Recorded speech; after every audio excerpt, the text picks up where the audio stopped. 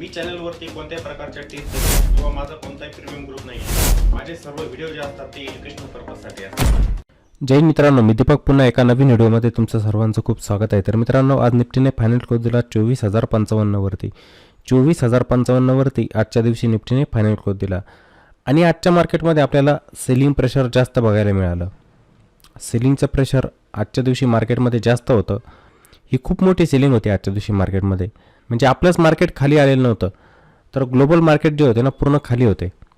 जवळजवळ काही index J होते ना 9-10% खाली होते. चायनाचं मार्केट खाली होतं, हँगसँग, त्यानंतर US मार्केट पण खाली होतं. म्हणजे US मार्केटचे फ्युचर जे होते आपल्याला दिसले की डाऊ जोन, त्यानंतर नॅसडॅक ते पण तुटलेले होते खूप.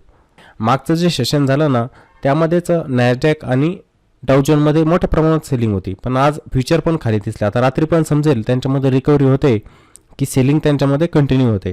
त्यानंतर आपण जपानचं मार्केट जर बघितलं, जपान 38 वर्षांमध्ये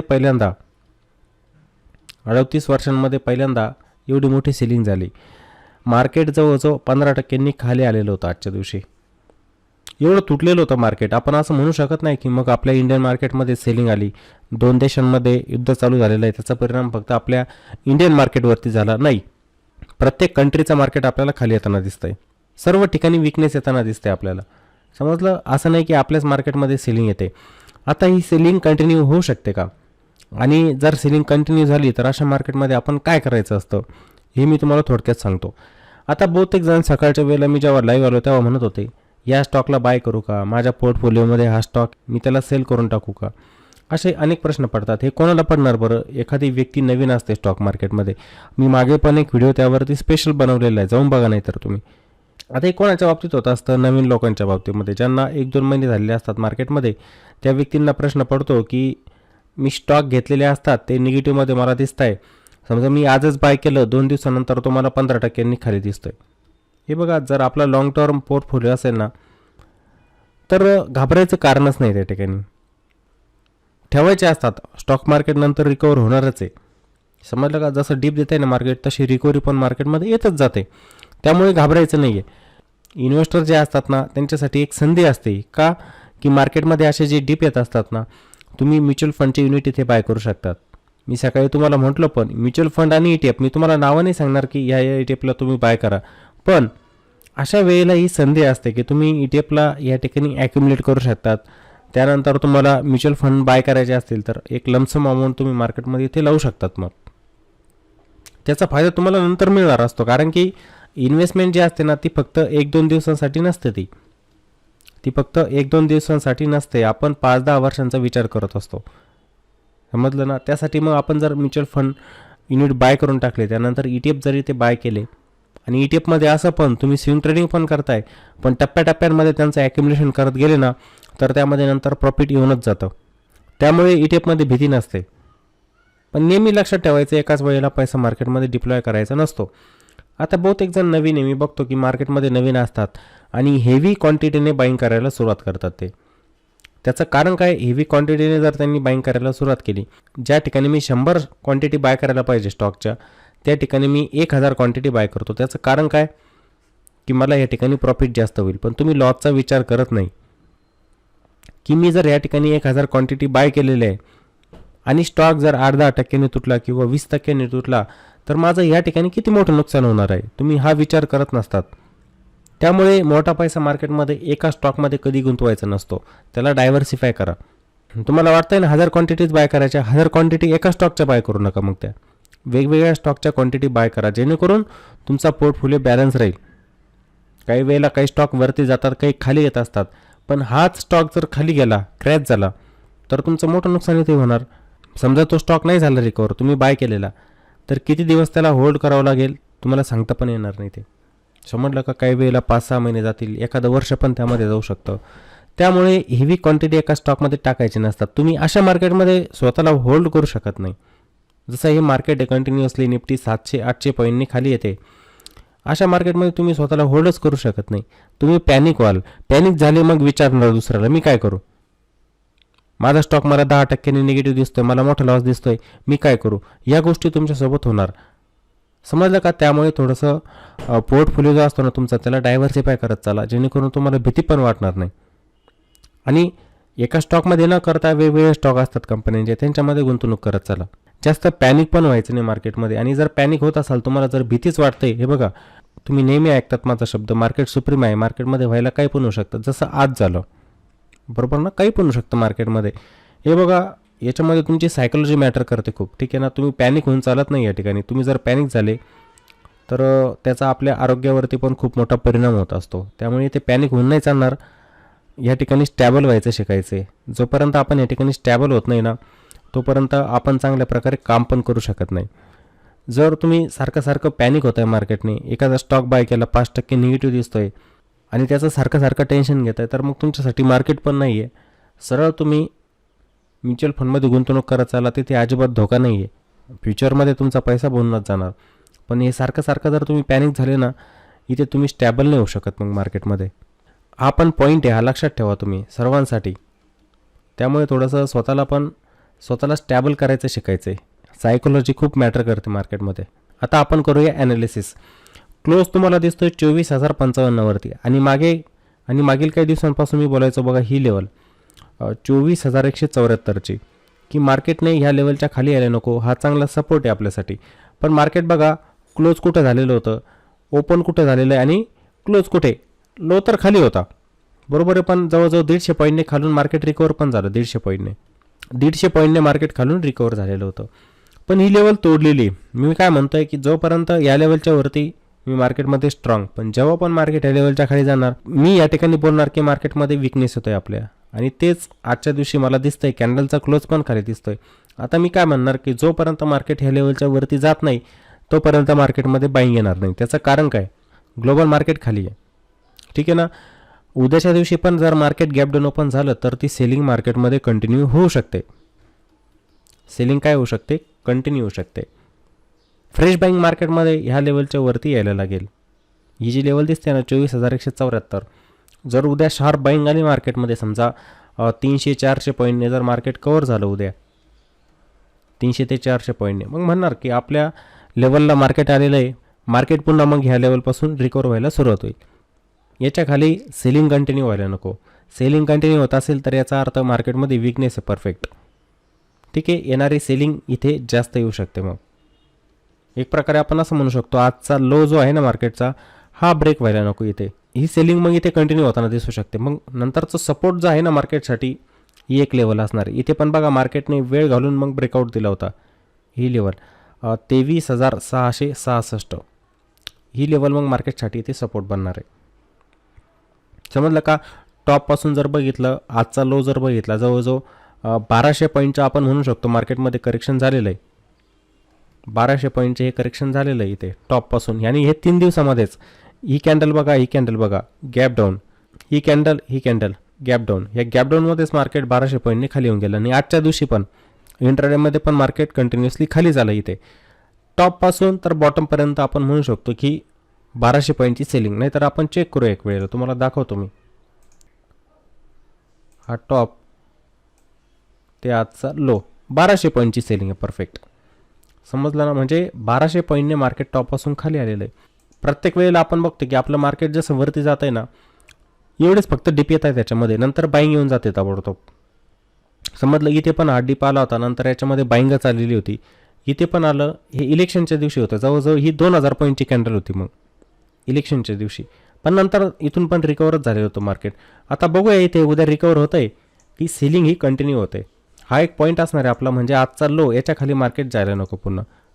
म्हणजे काय होऊ शकतं, ही सेलिंग इथे मार्केटमध्ये कंटिन्यू होऊ शकते. म्हणजे 23,900च्या खाली मार्केट जायला नको. 23,900 ही लेवल मार्केटने ब्रेक करायला नको. उद्या असं पण होऊ शकतं की मार्केट फ्लॅट ओपन होऊन किंवा थोडं गॅप अप ओपन होऊन पुन्हा ह्या लेवलच्या वरती जाऊ शकतं, 24,174च्या वरती. मार्केटमध्ये शार्प बाईंग येताना पण इथे दिसू शकते. आपल्याला इथे बघावं लागेल की प्राईसची काय ॲक्टिव्हिटी होते. मार्केट एक बाउन्स देऊन पुन्हा खाली येतं की कंटिन्युअसली ते वरती जातं. समजलं ना. कारण की हे जे स्ट्रक्चर आपण म्हणायचो ना अशा पद्धतीचं, हे निगेटिव्ह स्ट्रक्चर आपल्याला इथे बनताना दिसू शकतं. मग हा सपोर्ट त्यासाठीच मी म्हणत होतो की आपल्यासाठी खूप महत्त्वाचं आहे. बरोबर. इथे सेलिंग कंटिन्यू व्हायची असेल तर मग पुन्हा मार्केट या 23,900च्या सपोर्टला ब्रेक करणार आणि परफेक्ट येताना दिसू शकतं आपल्याला 23,666पर्यंत. हे स्ट्रक्चर जे असतात ना मार्केटचे हे लक्षात ठेवायचे असतात तुम्ही, ठीक आहे ना. आता मार्केटमध्ये आपल्याला दिसते विकनेस, आणि सकाळी बोललो पण मी तुम्हाला की आजच्या दिवशी मी कोणताही सपोर्ट बघणार नाही. तुम्ही म्हणणार की या सपोर्टला आल्यानंतर मार्केट वरती जाईल का, अजून खाली किती जाणार, अशा कंडिशनमध्ये ना मार्केटचं सांगता येत नाही मित्रांनो किती जाणार. इलेक्शनच्या दिवशी आपण बघितलं मार्केट जात होतं खाली, मी म्हटलं जाऊ द्या काही अडचण नाही. आज पण तेच म्हणत होतो की मार्केटकडे बघत बसा, फक्त म्हणू नका की या स्टॉकला मी इथे बाय करू का तिथे बाय करू का, बघत बसायचं असतं मार्केट, ठीक आहे. जो शांत बसतो ना अशा मार्केटमध्ये आपण त्याला म्हणू शकतो संयमी व्यक्ती, ती सक्सेस होते मार्केटमध्ये. पण असं होऊ शकतं ना, तुम्ही एखादा पडता स्टॉक उचलताय, तो खाली पुन्हा 10% जातोय, उद्या पुन्हा 10% जातोय आणि 20% लॉस तुम्ही सहन करताय त्यामध्ये.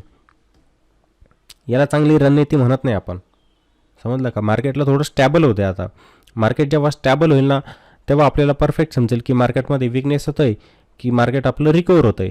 स्टॅबल म्हणजे बघा उद्या तुम्हाला समजेलच मार्केटमध्ये बाईंग येते की मार्केट पॉज घेतं, पॉज घेऊन पुन्हा सेलिंग येते, म्हणजे 1-2 दिवस जातील त्याच्यामध्ये मार्केटचे.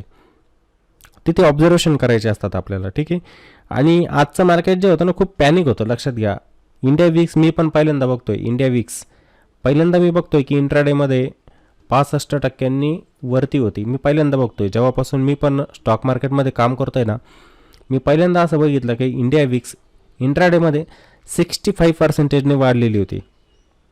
म्हणजे जवळजवळ 38-40% मी बघितलेलं आहे बजेटच्या दिवशी, बरोबर ना. मागचे काही बजेट झाले तेव्हा पण 38-40% आसपास वाढलेली होती, पण 65% एकाच दिवसामध्ये वाढताना मी पहिल्यांदा बघतोय. आणि इथे पण काही जण असतील व्हिडिओला बघत असतील, त्यांनी पण पहिल्यांदाच बघितलेलं असेल की 65% इंडिया विक्स एकाच दिवसात वरती जाते. म्हणजे काय, पॅनिक सिनॅरिओ मार्केटमध्ये, व्हॉलॅटिलिटी, समजलं ना. ह्या गोष्टी शिकण्यासारख्या असतात आणि आपण बघितल्या पण पाहिजे त्या मार्केटमध्ये.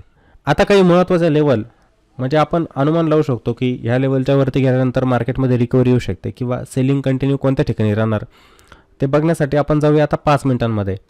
आता मार्केटमध्ये सकाळच्या वेळेला शार्प सेलिंग होती बघा. इथे आपण कॅन्डल पण इथे मोजत होतो, किती माझ्यामध्ये 13-14 कॅन्डल होते इथे, एकही ग्रीन बनत नव्हती, शार्प सेलिंग होती. सेलिंग प्रेशर इथे जास्त होतं. त्यानंतर मग आपल्याला इथे आल्यानंतर बघा हे सेलिंग प्रेशर थोडं कमी होताना दिसलं ह्या लेवलच्या आसपास इथे, पण ही लेवल ब्रेक करत नव्हतं मार्केट. 24,050ची लेवल होती ती, या लेवलला ब्रेक करत नव्हतं. इथे आपण चार्टवरती ड्रॉईंग पण केलं होतं बघा अशा पद्धतीने, पण नाही झाली ब्रेक ही लेवल, याच्यावरती गेलेलंच नव्हतं मार्केट. मार्केट पुन्हा खाली आलं, पण ह्या डे लेवलला ब्रेक केलं नाही मार्केट. ही गोष्ट चांगली होती की मार्केटने आपला लो जो होता ना तो ब्रेक केला नाही. सेलिंग तर झाली इथे पुन्हा, पण मार्केट पुन्हा इथून रिकवर झालेलं होतं, याच लेवलपर्यंत येऊन पोहोचलं बघा. ही जी लेवल म्हणतोय ना मी या ठिकाणची, इथे येऊन पोहोचलेलं होतं. इथे आल्यानंतर इथे पण रिजेक्शन आलं प्राईसचं, फायनली इथे ब्रेकआउट दिलेला होता. ह्या लेवलचा मार्केटने नंतर ब्रेकआउट देऊन टाकलं. इथे एक पुलबॅक, त्यानंतर ब्रेकआउट, मार्केट पुन्हा वरती गेलं. आपण जे म्हणतो ना बाईंगचं प्रेशर पाहिजे मार्केटमध्ये, ते नव्हतं इथं. का, एवढा सेल ऑफ आहे, एवढी सेलिंग येते, त्या ठिकाणी बाईंग येणं थोडं अवघडच आहे ताबडतोब, ठीक आहे ना. अशा मार्केटमध्ये काय होत असतं, सेल ऑन राईज होत असतं, म्हणजे मार्केट थोडं वरती जाणार, मार्केट पुन्हा शॉर्ट होत असतं. ही सेल साईडच्या मार्केटमध्ये होत असतं, ठीक आहे ना. आपण जसं बघायचं ना आपलं मार्केट वरती जायचं ना, बुल रॅली होती, थोडा डिप मिळाला की एकदम शार्प बाईंग यायची, तशाच पद्धतीने इथे काय होईल, थोडा बाउन्स घेणार मार्केट, वरतून शॉर्ट होणार, समजलं का. इथून पुन्हा मार्केट मग आपल्याला खाली येताना दिसलं बघा. म्हणजे इथेच थांबलेलं होतं, जास्त बाईंग पण नव्हती आणि जास्त सेलिंग पण नव्हती इथे, ठीक आहे. आणि फायनली क्लोज जो होता ना 24,000च्या वरती मार्केटने दिला. जी एक आपली राऊंड फिगर लेवल आहे 24,000ची, त्याच्यावरती क्लोज दिला. त्या लेवलच्या वरती म्हणजे फायनल तर क्लोज आला 24,050चा, बरोबर ना. म्हणजे या राऊंड फिगरच्या वरती मार्केटने क्लोज दिलेला आहे. मग संभावना काय इथे जोडू शकतो आपण काय म्हणू शकतो या ठिकाणी, मग मार्केटने आजचा डे लो ब्रेक करायला नको, समजलं का. ही जी लेवल दिसते ना तुम्हाला आजचा डे लो, ही एक लेवल आहे, हिला ब्रेक करायला नको, याच्या खाली जायला नको. जात असेल तर सेलिंग कंटिन्यू होऊ शकते, किंवा मार्केट उद्याच्या दिवशी एक सेलिंग जबरदस्त झालेली आहे आजच्या दिवशी, तर मार्केट मग पुन्हा ह्याच लेवलच्या दरम्यान थोडं वेळ घालवू शकतं. म्हणजे फ्लॅट ओपन झालं आहे समजा, पुन्हा मार्केटमध्ये सेलिंग आली, पुन्हा ह्या डे लोपर्यंत आलं, पुन्हा इथे बाउन्स घेतला, ह्या ठिकाणी थोडा वेळ घालू शकतं मार्केट, पुन्हा वरतून शॉर्ट होऊ शकतं मार्केट, पुन्हा खाली येणार, म्हणजे ह्या रेंजच्या दरम्यान थोडं थांबू शकतं. आजचा डे लो आणि ही जी सेलिंग आलेली ना 24,127 पासून, 24,127 पासून ही सेलिंग आलेली, आणि एक रेजिस्टन्स तुम्हाला आठवतं डेली टाईम फ्रेममध्ये मी सांगितला 24,174, जी लेवल आपल्यासाठी सपोर्ट होती ती नंतर आता बनते रेजिस्टन्स. मार्केट इथून शॉर्ट व्हायला नको. नाहीतर असं व्हायचं ना की उद्या फ्लॅट ओपन झालेलं आहे, उद्याच इथे आपल्याला थोडीशी रिकव्हरी येताना दिसणार, मार्केट वरती जाणार आणि ह्या लेवलला आलं की मार्केट पुन्हा शॉर्ट होऊन जाणार इथे. ते व्हायला नको. शॉर्ट जरी झालं तर छोटंसं रिजेक्शन या ठिकाणी यायला पाहिजे मग. ठीक आहे, इथे रिजेक्शन म्हणजे फ्लॅट ओपन झालं, थोडं वरती जाताना दिसेल आपल्याला किंवा ह्याच रेजिस्टन्स लेवलजवळ आपल्याला थांबताना दिसेल आणि फायनली इथे ब्रेकआउट देऊन ते वरती जाताना दिसेल. म्हणजे आपल्याला समजेल की मार्केट आता ह्या प्रिव्हियस लोला इथे ब्रेक करत नाही आहे. हे जे लो बनत जात आहे ना, यावरून समजतं आपल्याला की प्राईस येणं वरती शिफ्ट होते, प्राईस या ठिकाणी शिफ्ट होते. जो मार्केटमध्ये विकनेस होता तो आता संपलेला आहे. मार्केट मग इथून रिकवर व्हायला लागेल. कोणत्या लेवलच्या वरती? ही लेवल लक्षात ठेवा सर्वांनी, 24,174 हा रेजिस्टन्स असणार मार्केटसाठी. 24,174 जो आपण डेली टाईम फ्रेममध्ये बघितला. मग मार्केट तुम्हाला इथून थोडंसं असं वरती जाताना दिसू शकतं. ही प्राईस ॲक्शन या चॅनलमध्येच प्राईस तुम्हाला वरती जाताना दिसू शकते. जाणार इथे थोडासा रेजिस्टन्स घेतला, समजा खाली आली, पुन्हा ह्या रेजिस्टन्सला ब्रेक केलं आणि एकदम चांगल्या प्रकारची बाईंग इथे मार्केटमध्ये आली. मोमेंटम हे ठिकाणी फास्ट पाहिजे तर ते मार्केट थांबेल इथे, समजलं ना. किंवा मार्केट जर इथे रिजेक्शन घेत असेल, मार्केट वेळ घालवतं आहे, पुन्हा सेलिंग प्रेशर या ठिकाणी कमी झालेलं असणार आणि मार्केट पुन्हा ब्रेकआउट देऊन फायनली वरती निघून जाणार. जास्त प्रमाणात सेलिंग झाली समजा मार्केटमध्ये, होऊ द्या, काही नाही की या लेवलपर्यंत गेलेलं आहे मार्केट, याच्यामध्ये सेलिंग झाली आणि खाली आलं पण त्याने हा डे लो ब्रेक करायला नको. समजताना आजचा डे लो मार्केटने ब्रेक करायला नको. ब्रेक करत असेल तर समजून जायचं आपल्या मार्केटचं स्ट्रक्चर या ठिकाणी आता वीक झालेलं आहे, आपलं मार्केट काय लवकर रिकवर होत नाही आहे, अशी प्रोबॅबिलिटी या ठिकाणी बनू शकते. आणि मार्केट जर गॅपडाऊन ओपन होत असेल तर अजून वीक होऊ शकतं आपलं मार्केट. लक्षात घ्या, गॅपअप झालं, वरती गेलं, रिकवर होऊ शकतं. पण जर गॅपडाऊन ओपन होत असेल ना तर मार्केटमध्ये ही सेलिंग कंटिन्यू होऊ शकते. लक्षात घ्या, कारण की मग मार्केट कसं होणार आपलं, सेल ऑन राईजचं थोडं वरती गेलं की शॉर्ट होणार, वरती गेलं की शॉर्ट होणार आणि हळूहळू प्राईज आपल्याला खाली शिफ्ट होताना दिसेल. या सर्व गोष्टींचं आपल्याला ऑब्झर्वेशन करायचं. मी त्यासाठीच म्हटलो की आपल्याला इथे मार्केट स्टॅबल होऊ द्यायचं आहे. स्टॅबल होणं म्हणजे काय हो, की ही जी लेवल आपण म्हणायचो याच्यावरती मार्केट थांबताना दिसतंय, मला वरती जाताना दिसतंय, की इथे 1-2 दिवस वेळ घालवतं या रेंजच्या दरम्यान, ते मला बघायचं आहे. जर या सपोर्टला ब्रेक करत असेल तर मार्केटमध्ये सेलिंग येणार आहे, मला माहीतच आहे. ह्या गोष्टींवरती लक्ष ठेवायचं आहे आपल्याला, समजलं. अशा पॅनिक मार्केटमध्ये ना निर्णय घ्यायचा नसतो. बहुतेक जण काय म्हणतात ना की मला स्टॉक स्वस्त मिळतं, मी बाय करून टाक.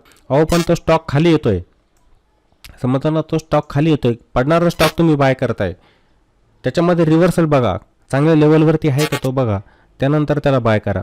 अंदाजे बाय करू नका, नाहीतर तुम्ही बाय करायला जर अंदाजे ना त्याच्यामध्ये ट्रॅप होत असतात. मग तुम्ही तो किती खाली येईल सांगता येत नाही. ETF का म्हणतो असतो मी, हे बघा ETF ना तुम्ही ॲव्हरेज करू शकतात. जसं आपण म्युच्युअल फंडमध्ये कसं टॉपअप करतो तसं करू शकतात. तिथे भीती नाही आहे.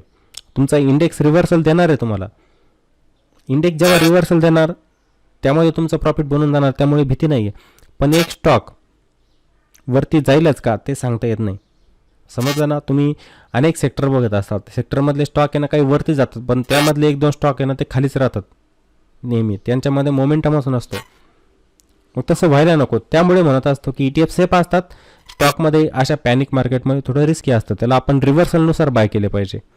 स्टॉकमध्ये रिव्हर्सल बघितला की बाय करायचं, समजलं. जर कोणाला ॲग्रेसिव्हली बाय करायचं असेल तर स्टॉपलॉसचा वापर करा, स्टॉपलॉस लावून काम करा. अशा मार्केटमध्ये स्टॉपलॉस पण लवकर हिट होतील.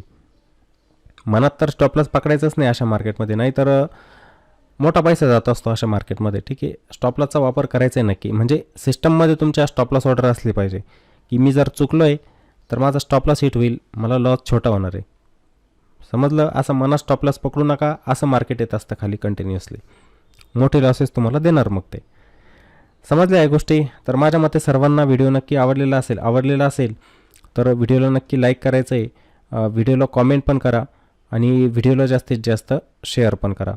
चला तर मग पुन्हा भेटू एका नवीन व्हिडिओमध्ये. जय हिंद.